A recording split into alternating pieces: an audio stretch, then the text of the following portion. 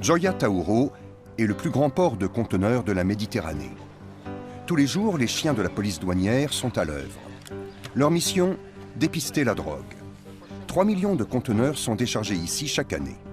Gioia Tauro est le plus gros employeur de Calabre et le plus important lieu de transbordement de la drogue d'Europe.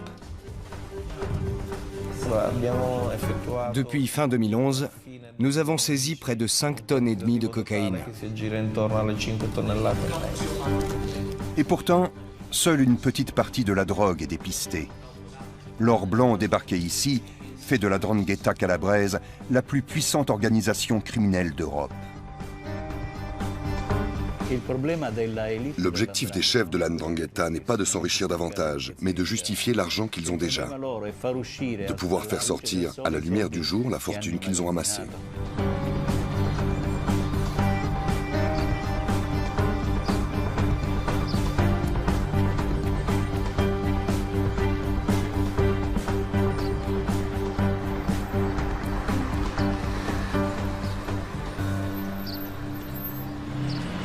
Le lieutenant-colonel des douanes, Vincenzo Caruso, a été muté à Gioia Tauro il y a 4 ans pour améliorer l'efficacité du système de dépistage de la cocaïne.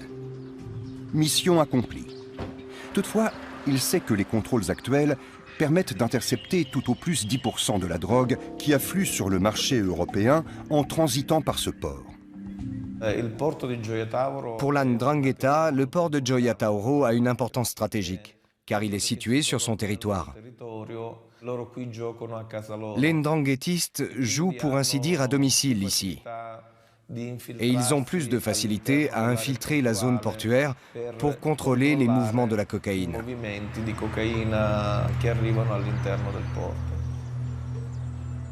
Lors de contrôles aléatoires, Vincenzo Caruso et son équipe ont constaté que certains conteneurs avaient été scellés frauduleusement. Ils avaient été ouverts avant d'être embarqués en Amérique du Sud. On y a introduit de la cocaïne, puis on les a refermés avec de faux scellés extrêmement bien contrefaits.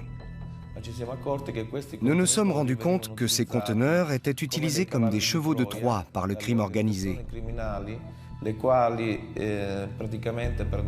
Les trafiquants en sélectionnent au hasard, parmi ceux expédiés à Gioia Tauro, et ils les bourrent de stupéfiants. Lo contaminavano con il carico di sostanze stupefacenti. Le trafic de la cocaïne est le commerce le plus lucratif. La drogue achetée en Colombie est revendue jusqu'à 100 fois plus cher en Europe. La marge réalisée sur ces produits est donc faramineuse et compense largement les pertes dues au contrôle douanier et policier. L'Europe est devenue le plus grand marché de la cocaïne et la 'Ndrangheta l'un des plus importants acteurs du commerce international de la drogue. Elle prend soin de changer très régulièrement de stratégie et d'itinéraire de contrebande.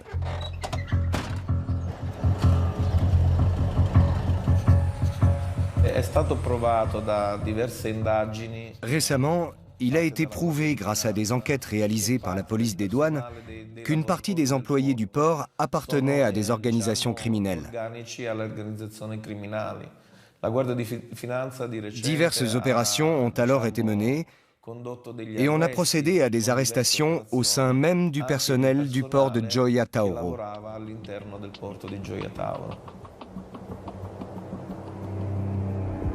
La 'Ndrangheta était déjà l'organisation mafieuse la plus puissante de Calabre, bien avant la construction du port à la fin des années 80. Divisée en 160 clans, elle règne sur le sud de l'Italie depuis plus de 80 ans. D'origine rurale, cette mafia régionale s'est d'abord enrichie par le biais du racket, des enlèvements et des projets de construction douteux. Le trafic de cocaïne a fait d'elle un géant du crime opérant à l'échelle mondiale, avec 6000 membres et un chiffre d'affaires annuel estimé à plus de 50 milliards d'euros. Le journaliste Michele Albanese, originaire de Gioia Tauro, a eu le courage de parler des sombres affaires de la 'Ndrangheta. Il a révélé l'implication de l'un de ses clans les plus redoutables dans des affaires suspectes. Depuis, il figure sur la liste noire de la mafia et il ne peut plus sortir de chez lui sans garde du corps.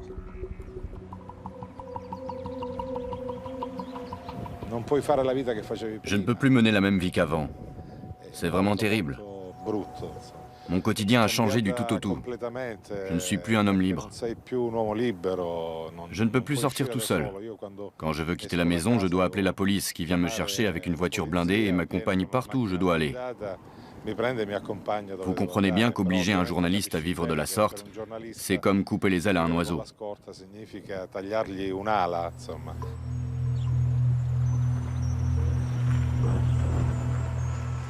Michele Albanese dénonce les agissements de la 'Ndrangheta depuis plus de 20 ans. Il voudrait que les Calabrais osent enfin parler des crimes de la mafia pour lui faire perdre ainsi de sa puissance. La 'Ndrangheta freine le développement économique, car lorsqu'une entreprise veut s'implanter dans le coin, les hommes de la mafia lui tombent immédiatement dessus pour lui demander le pizzo, des pots de vin, bref, lui extorquer de l'argent. C'est assez dissuasif. La mafia prélève sa part sur tous les investissements, ou presque, en Calabre. Par exemple, chaque kilomètre de l'A3, situé sur son territoire, lui a rapporté des millions d'euros. Une autoroute dont la construction n'en finit pas, entravée depuis des décennies par des manœuvres mafieuses. La 'Ndrangheta investit une partie de ses gains illicites dans des projets de construction douteux. Cette vidéo de sources policières montre les investissements immobiliers des clans Morabito et Aquino. On estime à 420 millions d'euros la valeur totale des biens mis sous séquestre en 2013. En 2012, le conseil municipal de Reggio, chef-lieu de la Calabre, a été dissous du fait de sa trop grande proximité avec la mafia. L'administration de cette ville de 200 000 habitants a été confiée à 3 préfets désignés par Rome dans le but d'endiguer l'influence de la 'Ndrangheta. Le palais de justice de Reggio ressemble à une forteresse. Des mesures de sécurité massives sont requises afin d'assurer la protection des procureurs et des juges. Pour rencontrer le plus grand chasseur de mafieux calabrais, nous devons passer plusieurs contrôles de sécurité et traverser un labyrinthe de bureaux. Nicola Gratteri, procureur adjoint du tribunal de Reggio de Calabre, vit sous haute protection policière depuis des décennies, afin de ne pas subir le même sort que les juges antimafia Paolo Borsellino et Giovanni Falcone, victimes des attentats à la bombe commandités par Cosa Nostra à Palerme. Nous sommes informés des risques que nous courons par les repentis très rares qui acceptent de témoigner contre leurs complices. On m'a fait écouter des conversations enregistrées clandestinement où il était question de la façon dont on allait me tuer.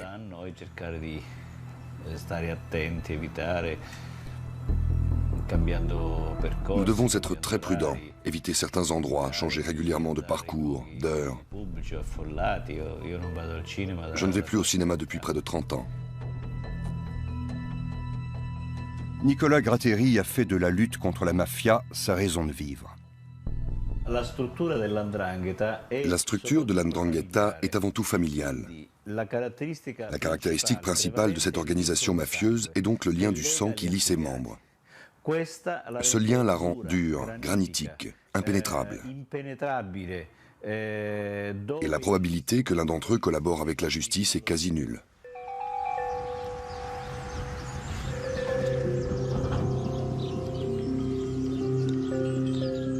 De nombreux clans de la 'Ndrangheta vivent dans l'Aspromonte, un massif montagneux situé à la pointe de la botte italienne. Un territoire quasiment hors de portée du pouvoir de l'État italien. Seules des descentes de police et des dispositifs d'écoute permettent de se faire une idée de la vie de ces familles mafieuses. Cette vidéo de la police montre l'intérieur cossu de la maison d'un 'Ndranghetiste et ses goûts esthétiques bien particuliers. En plus des liasses de billets, les policiers ont découvert une galerie souterraine manifestement prévue pour une éventuelle évasion.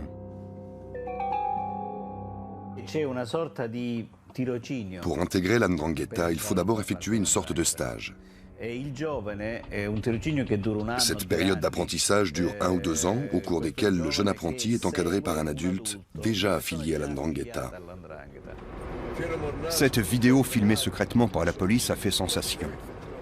Pour la première fois, on assistait à l'un de ces rituels initiatiques quasi religieux qu'affectionne la 'Ndrangheta.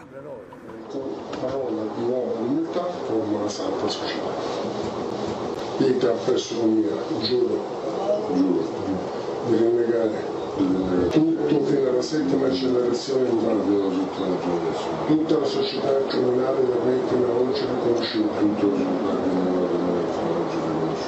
per salvaguardare l'onore del nostro messaggio fratelli. Si la personne qui a formé la jeune recrue pendant 1 an et demi s'est trompée sur son compte, si elle a cru à tort que son stagiaire avait la trempe d'un ndranghêtiste et que plus tard le nouveau membre se repentit et collabore avec la justice, elle peut le payer de sa vie, de même que la personne qui a proposé son incorporation.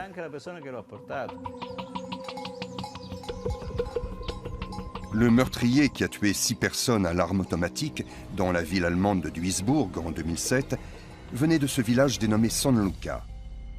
Il a tiré 54 coups de feu sur ses victimes assises dans leur voiture. Ce sextuple meurtre perpétré devant un restaurant italien suscite un vif émoi à l'échelle internationale. Pour la première fois, l'Allemagne mesure le réel danger que représente la 'Ndrangheta. Cet acte a fait prendre conscience aux autorités allemandes que la 'Ndrangheta était active dans leur pays. L'auteur du massacre de Duisbourg a été arrêté à Amsterdam en 2009, puis extradé vers l'Italie. La vie des gens est conditionnée par la mafia. La 'Ndrangheta représente la violence et la mort, mais aussi le consensus social, dans le sens où la 'Ndrangheta est un réel pouvoir. Alors les gens ont peur et courbent l'échine. Rosa Quattrone et ses frères et sœurs ont eux aussi été confrontés de très près à la violence de la 'Ndrangheta.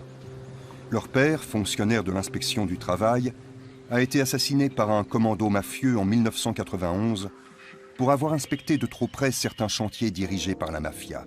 Rosa avait alors 14 ans. Quelques années plus tard, sa mère est morte d'un cancer. Mais Rosa est persuadée que c'est le chagrin dû à la mort de son mari qui l'a emportée. Ils l'ont tué sous nos yeux. Nous habitions au Moulin Blanc, comme je l'appelle.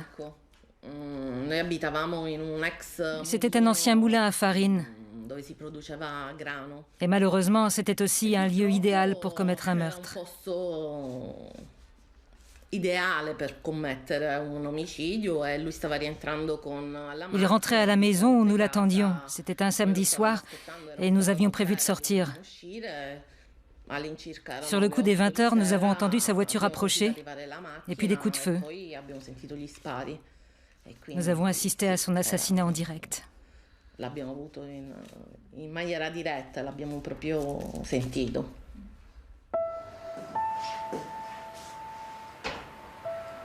La famille s'est d'abord sentie isolée, l'État refusant de reconnaître le meurtre de Demetrio Quattrone comme un acte mafieux.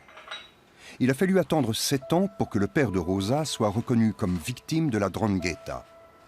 Entre-temps, la famille a subi des pertes financières considérables. Le meurtrier de Demetrio n'a jamais été arrêté. La mafia calabraise a assassiné plus de 200 innocents au cours des 25 dernières années. Rosa Quattrone a rejoint le mouvement Memoria pour lutter contre l'omerta. Notre mission est de faire la lumière sur les autres histoires qui n'ont pas encore été révélées. Parce que les familles des victimes n'ont pas eu le courage de sortir du deuil et de rendre l'affaire publique. Alors nous, qui sommes également des membres de familles de victimes, nous menons l'enquête et le répétons jour après jour, sortez de chez vous, faites entendre vos voix, venez nous trouver. Faisons avancer l'histoire ensemble. La mafia a aussi commis des assassinats dans la petite ville de Polistena, située à quelques kilomètres seulement du port de Gioia Tauro.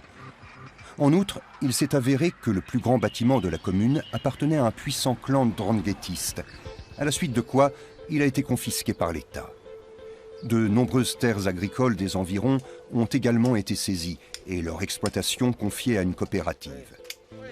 La coopérative sociale Valle del Maro a été fondée par Domenico Fazzari et Don Pino. Ils sont membres de l'organisation Libera Terra, la terre libre, qui se charge d'exploiter les terres confisquées aux mafiosi dans toute l'Italie. Ici, ils cultivent des agrumes et des olives sur 130 hectares. La confiscation est un instrument très efficace de la lutte anti-mafia, car les clans mafieux ont besoin d'argent et de consensus. Saisir leurs biens signifie à la fois leur couper les vivres et mettre fin au consensus.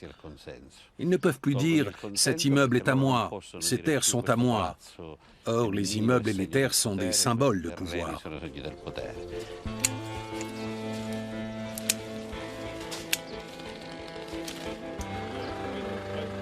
La coopérative, dirigée par Domenico Fazzari, pratique l'agriculture biologique et vend ses produits dans toute l'Italie. Au cours des dernières décennies, la justice italienne a saisi 6500 terrains, villas et bâtiments appartenant à diverses organisations mafieuses. Une action d'envergure sans égale en Europe. L'organisation Libera Terra est désormais un important pilier de la lutte anti-mafia en Italie. Ses membres doivent être constamment sur leur garde. Au fil des années, plus de 10 ans ont passé. Nous avons essuyé un certain nombre d'attentats. Ils s'en sont pris à nos outils, à nos équipements. Ici, ils ont saboté les tracteurs et autres machines. Ailleurs, ils ont pillé ou incendié les exploitations. Nous sommes contraints de déplacer les machines en camion d'un terrain à l'autre en fonction des cultures.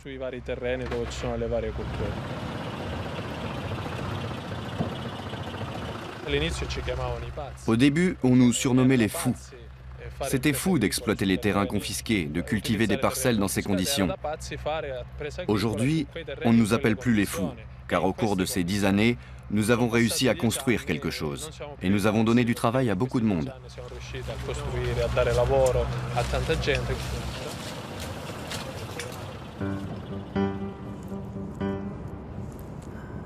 Les coopératives et les mouvements citoyens ne sont pas les seuls à innover dans la lutte contre la mafia ces derniers temps.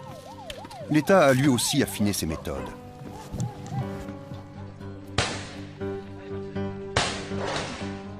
La police a effectué et filmé de nombreuses descentes et arrestations. Le perfectionnement des méthodes d'investigation et des systèmes d'écoute augmente la pression exercée sur les organisations mafieuses et de plus en plus de ndranghétistes sont identifiés et traduits en justice. Mais les magistrats manquent encore de preuves suffisantes contre l'élite de la mafia calabraise.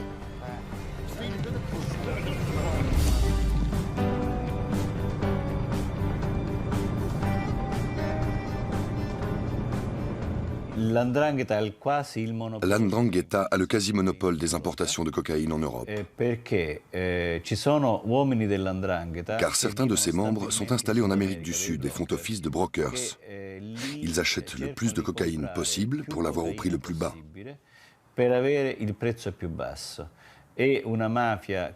C'est la seule mafia au monde qui réussisse à acheter de la drogue à crédit selon le système du dépôt-vente, c'est-à-dire à ne payer la drogue qu'après l'avoir vendue. La police n'est pas la seule à avoir changé de stratégie. La mafia aussi. Si les meurtres et les enlèvements étaient jusque-là de mise, aujourd'hui, elle essaie d'opérer le plus possible sans faire de vagues. Le trafic de drogue suit un nouveau modèle commercial. La 'Ndrangheta tente désormais de blanchir discrètement ses milliards d'euros de recettes en les investissant. Avec l'argent de la drogue, la mafia investit surtout dans les régions situées au nord de Rome, en Italie, ou dans toute l'Europe. Des hôtels, des restaurants, des pizzerias principalement. En Allemagne, en Belgique, aux Pays-Bas, en Espagne et au Portugal. La 'Ndrangheta comme la Camorra se sont illustrés dans le monde de la construction immobilière. Elles ne le font pas seulement pour gagner de l'argent, c'est aussi une question de prestige. Être présent à l'Expo Milano 2015 et avoir travaillé pour une famille mafieuse est une démonstration de pouvoir. En mai 2015, l'exposition universelle de Milan ouvre ses portes. La 'Ndrangheta a compris depuis des années déjà qu'investir dans l'immobilier autour de cet événement mondial était une occasion en or d'infiltrer l'économie légale.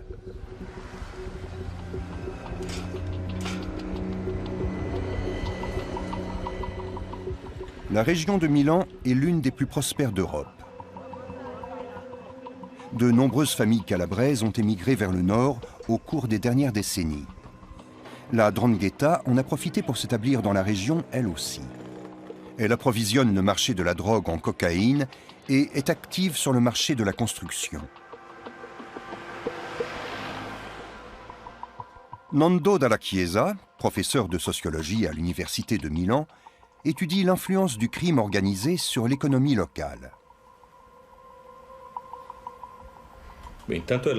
La 'Ndrangheta est la plus puissante de toutes les organisations mafieuses. Elle se ramifie de plus en plus, notamment en Lombardie, dans le Piémont, en Ligurie et aussi de bien des façons en Émilie-Romagne. Elle a cela de particulier qu'elle est conquérante. Elle ne se contente pas de faire des affaires, elle conquiert des territoires, et autant que possible dans les régions du Nord. Les travaux de réaménagement de ce canal, à l'occasion de l'exposition universelle, ont eux aussi profité à la mafia. Menacés de représailles, les entrepreneurs n'ont pas eu d'autre choix que de coopérer. Le préfet de Milan a changé.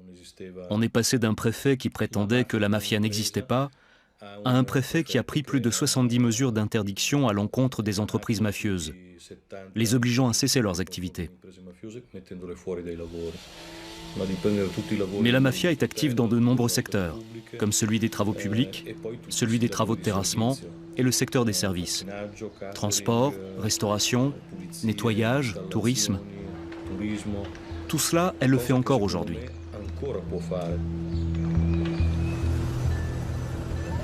La 'Ndrangheta étend ses tentacules jusque sur la côte d'Azur. Au moins 6 clans s'y sont implantés. La région de Nice attire les investisseurs douteux venus d'Italie et du monde entier en raison de la hausse des prix. La journaliste Hélène Constanti a publié un livre sur l'influence de la mafia implantée dans le sud de la France.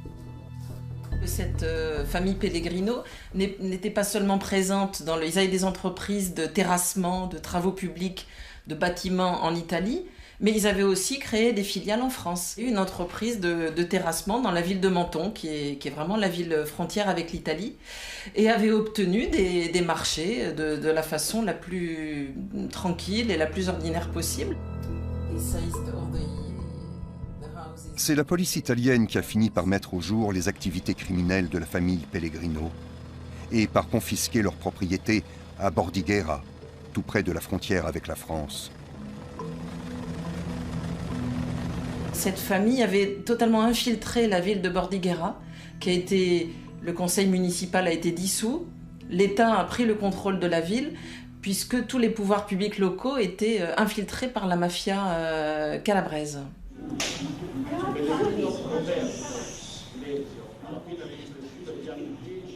Le procès du clan Pellegrino a révélé que plusieurs membres de la famille étaient impliqués dans des affaires de corruption, de racket et de blanchiment de capitaux. De nombreux témoins ont reçu des menaces et ont refusé de témoigner contre les accusés. Malgré tout, le juge a eu assez d'éléments pour prononcer de lourdes peines de réclusion.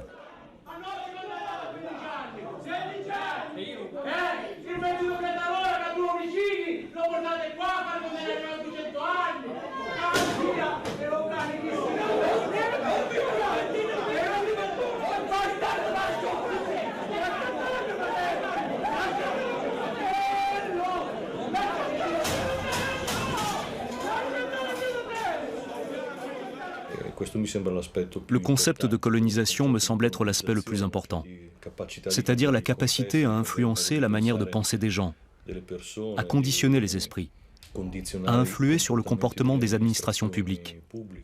Ils vont même jusqu'à modifier la politique des territoires conquis. Le Cap Ferrat, entre Nice et Monaco, est l'un des lieux de résidence les plus chers de France. La 'Ndrangheta n'est pas la seule à y acquérir de l'immobilier avec l'argent de la drogue. Les oligarques russes investissent eux aussi des centaines de millions d'euros dans les villas les plus chères du pays. Selon les recherches menées par Hélène Constanti, de nombreuses transactions sont entachées de corruption. L'ancien sénateur-maire de Saint-Jean-Cap-Ferrat avait d'ailleurs été mis en examen. Il est mort avant que le procès puisse tenir. Il était mis en examen, ça c'est une certitude. Les perquisitions avaient permis de découvrir des centaines de milliers d'euros dans ses coffres, dans des comptes en Suisse, dont l'origine reste très mystérieuse. Alors le reste de cette affaire va être jugé bientôt à Marseille. L'achat de ces somptueuses villas s'effectue la plupart du temps par l'intermédiaire de sociétés immobilières privées. Les financiers et autres tireurs de ficelles restent généralement dans l'ombre. Sur le papier figurent souvent des fonds exotiques basés dans les Bermudes ou les îles Caïmans.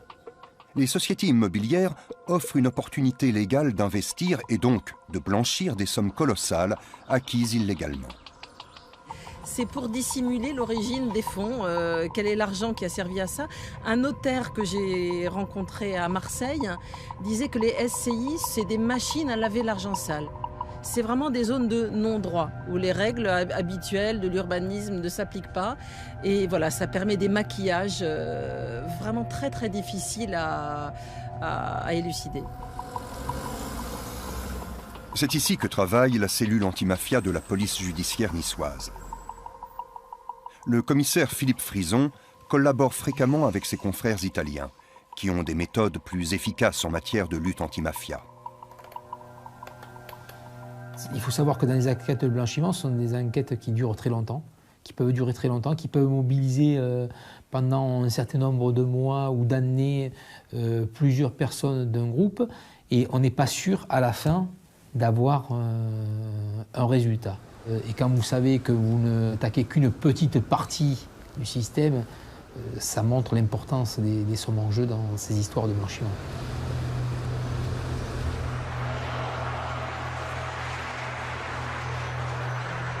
Si la mafia est très active dans le sud de l'Europe, elle l'est aussi dans le nord, depuis longtemps déjà. L'Allgäu, dans le sud-ouest de la Bavière, est l'un des grands fiefs de la 'Ndrangheta. Elle y a des liens historiques. Dans les années 50, beaucoup d'Italiens sont allés chercher du travail en Allemagne, et notamment dans l'Allgäu. Parmi eux, il y avait des habitants de San Luca. Ils ont durablement marqué Kempten, la principale ville de la région. Au départ, ils venaient y chercher du travail, mais beaucoup d'entre eux avaient des liens familiaux avec la 'Ndrangheta. Dans les années 80, quand la police italienne a décidé de faire véritablement la chasse aux mafieux, ceux-ci ont cherché refuge chez leurs parents installés à l'étranger. C'est ainsi que beaucoup se sont retrouvés à Kempten, où ils ont poursuivi leurs affaires. Giorgio Basile, l'un des tueurs les plus redoutés de la mafia, a 30 cadavres sur la conscience. Il a voulu se cacher dans l'Allgäu, mais a été intercepté et arrêté par la police. Acceptant de témoigner contre ses complices, le tueur a largement contribué à faire avancer la lutte contre la 'Ndrangheta. Bientôt, la police met la main sur un entrepôt de drogue maquillé en pizzeria en plein centre de Kempten. En 2009, on découvre de la cocaïne cachée dans les cartons de bananes réceptionnés par 2 supermarchés. Il y en a pour 2 millions d'euros. En février 2015, un policier est traîné devant les tribunaux de Kempten. On le soupçonne de frayer avec les narcotrafiquants. Ceux-ci avaient également essayé de faire entrer une taupe au sein des autorités municipales. Cette affaire a eu un retentissement national. Armin N., le chef de la brigade antidrogue de l'Allgäu, a été lui-même accro à la cocaïne pendant des années et maltraitait sa femme. Après un accès de violence conjugale, il a été appréhendé par la police. À la suite de son arrestation, ses collègues ont découvert 2 kilos de cocaïne planqués dans son casier au commissariat. Un trésor estimé à 160 000 euros. D'où venait la drogue? Le faisait-on chanter? Prévenait-il la mafia avant les descentes de police? Comment s'est-il retrouvé dans cette position? D'autres policiers étaient-ils impliqués? Aucune de ces questions n'a trouvé de réponse au cours du procès. Nous avons mené de vastes enquêtes afin de découvrir l'origine des stupéfiants. Celles-ci ne nous ont pas permis de recueillir le moindre indice de nature à prouver que l'accusé se procurait la drogue grâce à de quelconques liens avec la mafia ou qu'il en faisait commerce. L'inspecteur avait des problèmes personnels et avait développé une dépendance à la drogue. Lors du procès, les accusations d'accointance avec la mafia n'ont pas été prises en compte. Stefan Albanesi, un homme politique local du parti de gauche Die Linke, secondé par d'autres membres de l'opposition au Parlement de Bavière, demande l'ouverture d'une enquête indépendante, l'origine de la cocaïne n'ayant pas été prouvée. L'accusé invoque des trous de mémoire. Mais en principe, quand on se fait livrer 160 000 € de marchandises, autrement dit 2 kilos de cocaïne, on se rappelle encore 20 ou 30 ans plus tard de son origine. L'accusé est condamné à 6 ans et demi de prison ferme pour possession de drogue et coups et blessures. La présence de la mafia dans l'Allgäu depuis de nombreuses années laisse supposer qu'il pourrait s'agir d'un complot. Le fait que 2 personnes se soient suicidées depuis l'arrestation de l'inspecteur de police alimente les spéculations. En effet, un Italien soupçonné d'entretenir des liens avec la mafia et un procureur impliqué dans l'enquête sont morts. Une chose est sûre, l'Allemagne attire les réseaux criminels et pas seulement la mafia italienne. L'Office fédéral de police criminelle, BKA, a instruit 9000 dossiers l'an dernier. Les sommes en jeu sont estimées à 720 millions d'euros. Et ce n'est là que la partie émergée de l'iceberg, comme le fait remarquer le commissaire de police Sebastian Fiedler, qui poursuit les mafiosi depuis des dizaines d'années. Le crime organisé à l'échelle nationale comme internationale est l'une des pires menaces qui soit. Et cette menace n'est pas prise suffisamment au sérieux.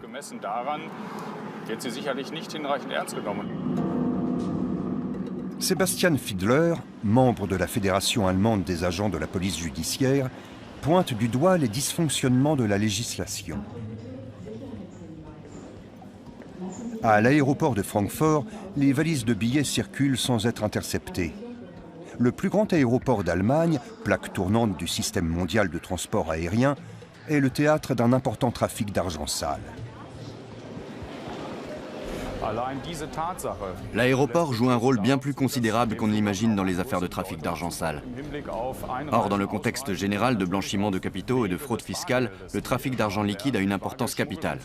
Il fonctionne comme le trafic de stupéfiants et c'est pourquoi les contrôles doivent être pris très au sérieux. Aki est une chienne dressée pour dépister les billets de banque. Elle flaire les bagages des voyageurs pour détecter les millions que la mafia de la drogue essaie de faire passer en Allemagne. Plusieurs dizaines de chiens de détection travaillent ainsi sur les principales plaques tournantes du pays et permettent, rien qu'avec les contrôles aléatoires, de mettre la main sur au moins 100 millions d'euros chaque année. À l'intérieur de la zone euro, il est particulièrement facile de faire passer de grosses sommes, grâce notamment aux billets de 500 €. 1 million d'euros en billets de 500 ne pèse que 2 kilos. En dollars et en livres sterling, il n'y a pas de gros billets. Les chiens dressés pour traquer les billets de banque flairent un mélange d'odeurs, celle du papier, de l'encre et de l'environnement culturel. Aki a détecté quelque chose. Elle réclame sa récompense. La valise est fouillée. Elle ne contient cependant qu'une quantité dérisoire d'argent. Pas de billets de 500 € ici. Avec les billets de 500 €, on peut faire passer de gros montants dans des contenants assez petits. S'il fallait faire passer les mêmes montants en coupures de 50 ou 100 €, il faudrait plus de place. Les billets de 500 sont pour ainsi dire prédestinés au trafic d'argent sale.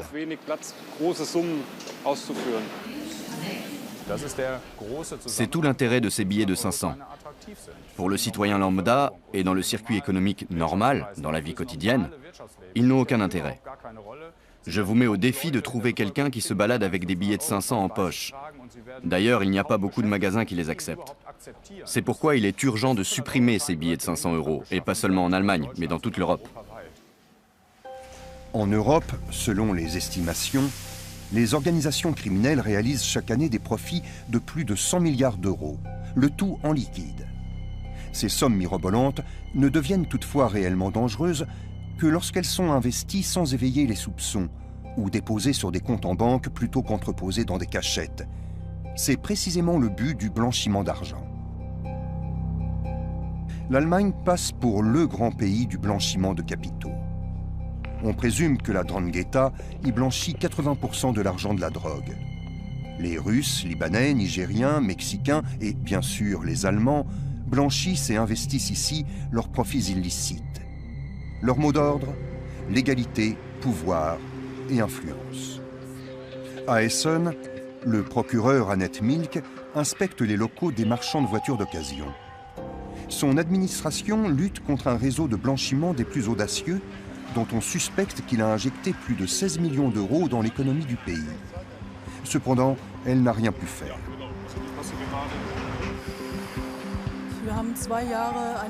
Nous avons placé quantité de téléphones sur écoute pendant 2 ans, ce qui a engendré des coûts énormes. Nous avons mené des investigations financières très onéreuses pour découvrir d'où vient l'argent et mettre la main sur les coupables, après avoir prouvé que cet argent n'avait pas été acquis légalement. Au bout du compte, le résultat a été très décevant.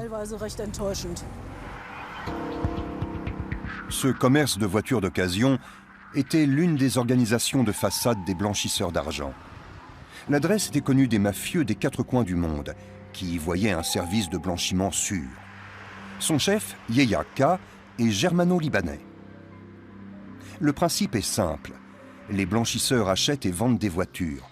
Ils génèrent ainsi des dépenses et des recettes en liquide non vérifiables. Ils y mêlent de l'argent sale, puis versent ces sommes sur des comptes d'entreprise et payent gentiment leurs impôts, le plus légalement du monde. Pour les autorités, il est extrêmement difficile de contrôler la provenance des fonds déclarés. L'argent sale est introduit en Allemagne par des passeurs qui vont le chercher directement chez les clients, comme les trafiquants de drogue espagnols, italiens ou d'Afrique de l'Ouest. Ça se passe plus ou moins comme dans les romans ou les films d'espionnage. L'argent est transporté dans des valises.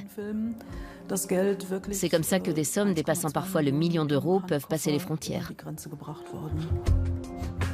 Les blanchisseurs prennent jusqu'à 15% de commission. Et le ministère public est impuissant. Ce n'est pas comme si le blanchisseur devait nous prouver qu'il a gagné son argent de façon légale. C'est précisément l'inverse. C'est nous qui devons non seulement prouver que son argent provient d'activités illégales, mais aussi pouvoir citer les sources en question avec précision, ce qui est bien souvent très difficile. Annette Milk et ses collègues ont essayé malgré tout. Pendant plus de 2 ans, ils ont rassemblé des preuves et surveillé les comptes des blanchisseurs présumés. Des agents ont même été chargés d'infiltrer le réseau de blanchiment pour avoir une meilleure visibilité sur ses transferts d'argent, ses activités commerciales et ses contacts. Tout a été passé au peigne fin. Hélas, une perquisition n'a pas permis de collecter les preuves suffisantes selon la loi allemande pour prouver qu'on blanchissait ici l'argent de la drogue et d'autres commerces illégaux. Montres et voitures de luxe n'ont pu être confisquées faute de pouvoir prouver d'où venait l'argent qui avait servi à les payer. Cet argent ne m'appartient pas. Il vient d'un commerce automobile. Et j'ai une famille riche qui me donne régulièrement de l'argent pour que je puisse vivre correctement. Voilà le genre d'explications auxquelles nous avons eu droit. Et même quand nous avons la certitude que ce sont là des mensonges, nous ne pouvons rien faire si nous n'avons pas les preuves suffisantes pour les réfuter.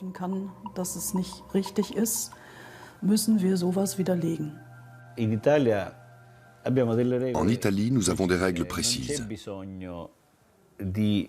Nous n'avons pas besoin d'un crime.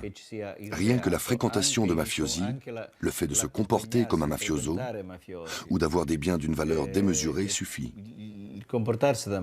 Dès lors, nous sommes autorisés à confisquer les biens suspects. En Allemagne, le blanchisseur a pu poursuivre tranquillement son activité. L'Office fédéral de police criminelle l'avait toutefois placé sur écoute, mais en trafiquant de drogue averti, il s'exprimait en langage codé. Allô? Lui donnera-t-il 1 mètre? 1 mètre et pas mal de lire. Comme on a dit, 50, 80, 66, 12. Entendu, cher ami. Les investigateurs ont réussi à comprendre que le chef du réseau allait lui-même se déplacer à l'étranger pour réceptionner une somme conséquente.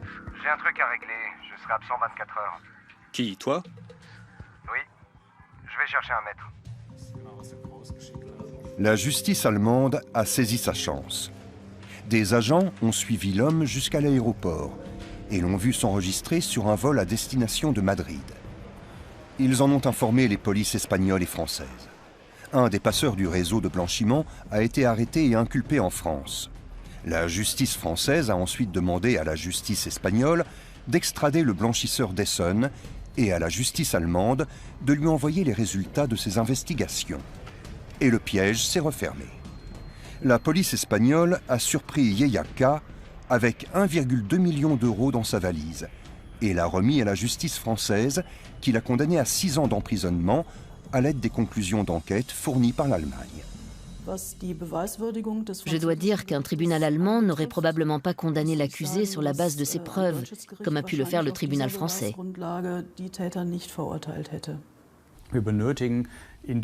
Dans les cas où il s'avère qu'il s'agit bel et bien d'argent sale, nous devons pouvoir confisquer cet argent plus facilement. Nous devons renverser la charge de la preuve. Quand nous avons des raisons sérieuses de penser qu'un individu ne gagne pas sa vie par des moyens licites et possède néanmoins des biens de grande valeur, nous devons avoir la possibilité de confisquer ces biens, à charge pour lui d'en établir l'origine licite. À Berlin, la lutte contre le blanchiment relève principalement de la responsabilité du ministère des Finances. Or, celui-ci ne semble pas s'inquiéter outre mesure du fait que des réseaux criminels internationaux blanchissent leur argent en Allemagne et infiltrent les organes vitaux du pays. Nous avons tenté plusieurs semaines durant d'obtenir une interview, mais elle nous a été refusée sous prétexte de manque de temps. Le ministère a fini par nous envoyer une réponse écrite, mais celle-ci est très générale. Toutes les questions pointues ont été ignorées. La loi allemande relative à la lutte anti-blanchiment respecte les critères internationaux. On nous sert toujours les mêmes mauvaises excuses. Le gouvernement dit appliquer formellement les recommandations et directives de l'Union européenne. Or, nous, ce que nous voulons, c'est pouvoir lutter efficacement contre le blanchiment et en cela nos objectifs sont diamétralement opposés. Il y a 2 ans déjà, l'accord de coalition du gouvernement allemand annonçait une simplification des procédures de saisie des biens acquis frauduleusement. Mais aucune mesure concrète n'a été prise depuis. Le gouvernement s'était engagé auprès d'une commission de l'OCDE à rendre punissable au moins le blanchiment effectué par les trafiquants eux-mêmes, et ce d'ici 2014. Mais il n'a encore rien fait. L'avantage en Allemagne, c'est qu'il n'y a pas de contrôle ni de lutte anti-mafia vraiment poussée. C'est vrai que sans véritable législation anti-mafia, les trafiquants sont tranquilles. Ils peuvent acheter ce qu'ils veulent, ils savent que personne ne viendra les embêter. Même s'ils blanchissent de l'argent, personne ne viendra fouiner dans leurs affaires. Il suffit qu'ils paient leurs impôts pour ne pas être inquiétés. C'est le trafic de drogue qui rapporte le plus au crime organisé. Mais les gains réalisés ne sont réellement exploitables qu'une fois déposés sur des comptes en banque ou investis dans des affaires licites. Cette femme travaillait pour le service anti-blanchiment d'une banque. Avec sa collègue, elle a découvert des indices laissant à penser que de grosses sommes d'argent sale transitaient par des comptes au sein de sa banque. Les 2 femmes ne souhaitent pas décliner leur identité. Elles ont peur des hommes qui se cachent derrière ces transactions. Je devais examiner les relations entretenues avec les clients, repérer les transactions douteuses, contrôler les relations commerciales des clients, afin de déterminer s'il était pertinent de les signaler aux instances d'enquête judiciaire. Les banques allemandes sont légalement obligées d'affecter du personnel à la prévention contre le blanchiment. Mais qu'arrive-t-il quand celui-ci identifie des opérations douteuses?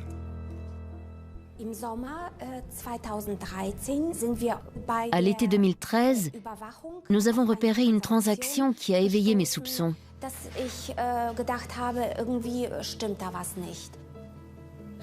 En épluchant le dossier, nous avons découvert une photocopie du passeport d'Eric Van Agels. C'était tout à fait bouleversant. Eric Van Agels est un homme de paille. En réalité, ce serait un SDF lituanien dont l'identité et le passeport sont utilisés par un réseau de blanchiment. La justice connaît son nom depuis des années. Il apparaît dans quelques 300 entreprises, principalement en Europe de l'Est. Leur répartition géographique figure clairement sur ce graphique de l'Institut de recherche Economic Crime Intelligence. Nous avons analysé les dossiers bancaires de 7 groupes de clients. Au 26 juin 2013, nous avions trouvé dans 6 d'entre eux des indices qui suggéraient des liens avec le réseau de blanchiment de capitaux.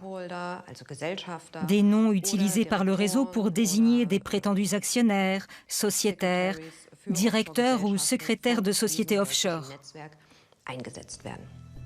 La banque sollicite un soutien pour approfondir son examen. Il sera de courte durée. On nous a interdit à plusieurs reprises de mener des recherches plus poussées. Nous avons trouvé cela étrange. Les 2 femmes ont été priées, selon leur dire, de travailler sur d'autres dossiers.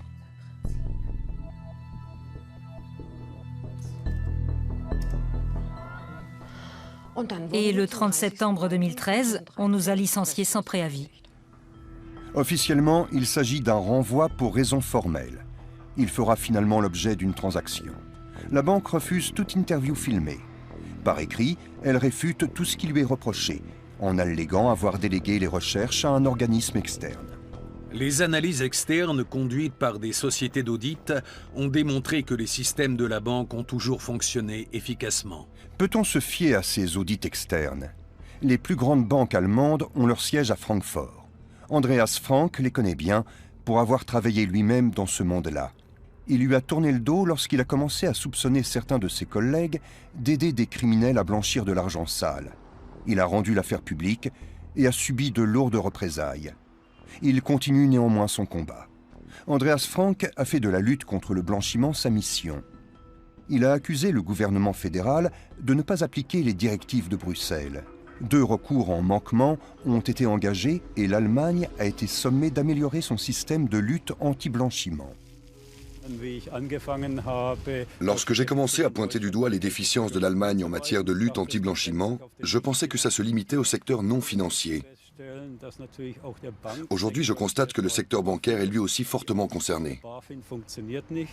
L'autorité fédérale de surveillance du secteur financier, ou BaFin, elle aussi basée à Francfort, doit vérifier que les banques appliquent la loi sur la lutte anti-blanchiment et intervenir quand un nombre suffisant d'indices concrets incrimine un établissement.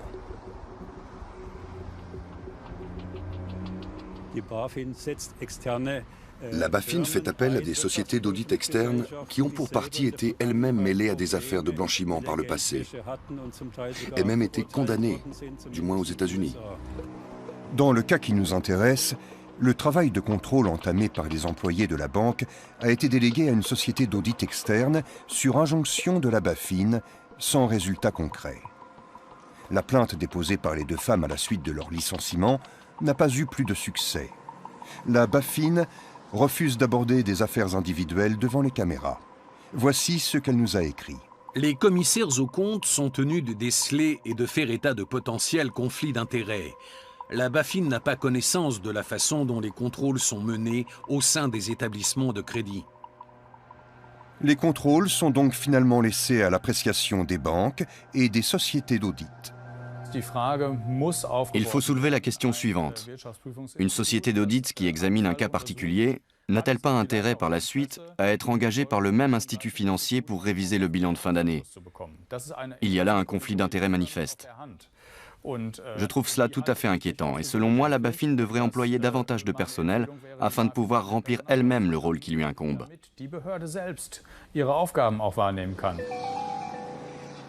La BaFin dépend du ministère des Finances. Et voici ce que celui-ci a écrit. Le groupe d'action financière a établi après examen que l'Office fédéral de surveillance du secteur financier respectait les normes internationales.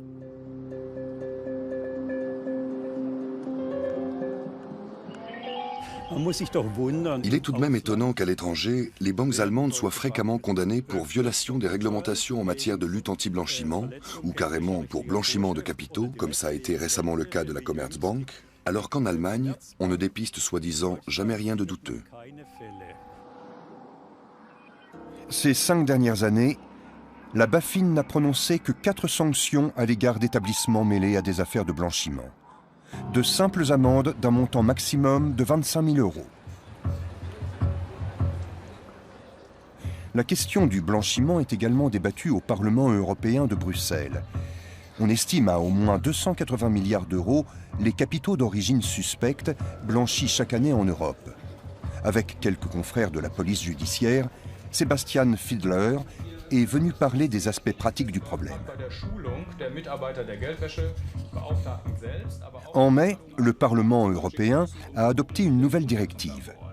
Les propriétaires effectifs de sociétés privées doivent désormais figurer sur des registres centralisés afin de faciliter les investigations.